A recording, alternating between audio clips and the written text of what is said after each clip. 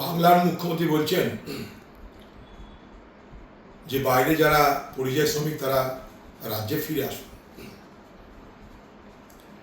আমি বাংলার মুখ্যমন্ত্রী বলতে চাইব, পরিযায়ী শ্রমিকদের আপনার কি শুধু প্রয়োজন ভোটার হিসাবে, না তাদের জীবন জীবিকা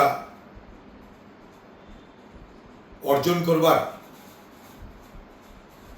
আরো বড় সুযোগ দেওয়ার জন্য? কোনটা?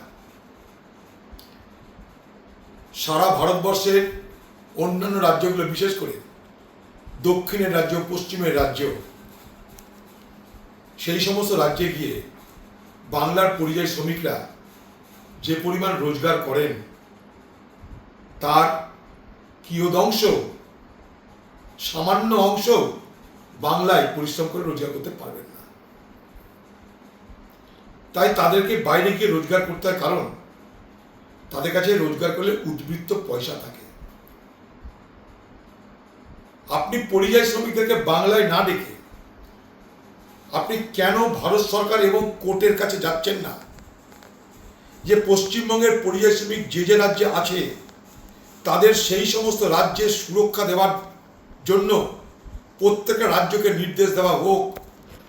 সুপ্রিম কোর্ট এই বার্তা ভারতবর্ষের প্রত্যেকটা রাজ্যকে দিক, তার জন্য আপনি সচেষ্ট হচ্ছেন না কেন? তারা শুধু বাইরে রোজগার করে নিজেদের পকেট ভরেছে তা তো নয়, সেই রোজগারের টাকা বাংলাতে পাঠাচ্ছে, ফলে আপনার রোজগার বাড়ছে, সেই টাকা থেকে আপনি লক্ষ্মীর ভাণ্ডার দিতে পারছেন, কন্যাশ্রী দিতে পারছেন। তাদেরকে খামোখা বাংলায় ডেকে, যে বাংলায় এমনি কাজ নাই, গোদের উপর বিষ ফোড়ার মতন আবার পরিযায়ী শ্রমিক ডেকে আপনি কি মহান কাজ করবেন আমার জানতে ইচ্ছা করছে।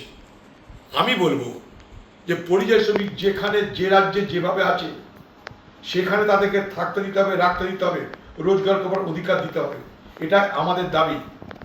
আমি আগেও বলেছি, আজও বলছি, কোনো রাজ্যে কোনো পরিযায়ী শ্রমিকের কোনো রকম অসুবিধা হলে দয়া করে আমাকে, আমি এমপি নই, আমি হেরেছি তাও বলছি, আমাকে আপনারা যোগাযোগ করুন। আমার মোবাইল নাম্বার আবার দিচ্ছি, 9868180498। আমি আপনাদের জন্য যেখানে যা বলার, যা করার সব করব, আন্তরিকতার সঙ্গে করব, কোনো ধান্দাবাজি নিয়ে করব না, এটুকু ভরসা রাখতে পারেন। কারণ এটা একটা খেলা চলছে বাংলায় পরিযায়ী শ্রমিকদের নিয়ে, তাদেরকে নিয়ে চিনিমিনি খেলা বন্ধ। কোথাও কোনো রকমই জুলুম হলেও, হয়রান হলে, অত্যাচার হলে তার জন্য আইনের ব্যবস্থা নেই, তার জন্য সেখানকার সরকারের সঙ্গে কথা বলুন, তার জন্য যা যা করার আন্দোলন করুন, পার্লামেন্টের মধ্যে করুন, পার্লামেন্টের বাইরে করুন। কিন্তু আপনি চাইছেন এই ঝামেলাটা বেঁচে থাক, জিয়ে থাক, এই ঝামেলাটা চলতে থাকুক, কারণ তাতে আপনার মুনাফা বেশি, ভোটের মুনাফা বেশি, আপনার সুবিধা হবে রাজনীতির অঙ্ক কষতে।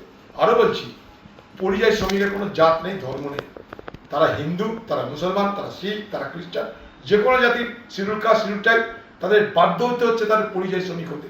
কেউ শখে করে পরিযায়ী শ্রমিক হয়নি, তারা সেখানে রোজগার করছে, আপনি কী করবেন?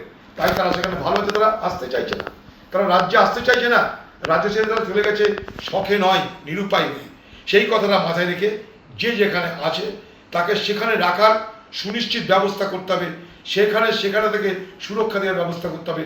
এটাই আমাদের রাজ্যের মুখ্যমন্ত্রী করা উচিত, তার জন্য আন্দোলন করা উচিত, তার জন্য হাইকোর্ট, সুপ্রিম কোর্ট, দেশের সরকার সর্বত্র দৃষ্টি আকর্ষণ করবার চেষ্টা করা উচিত। এটাই আমাদের বক্তব্য।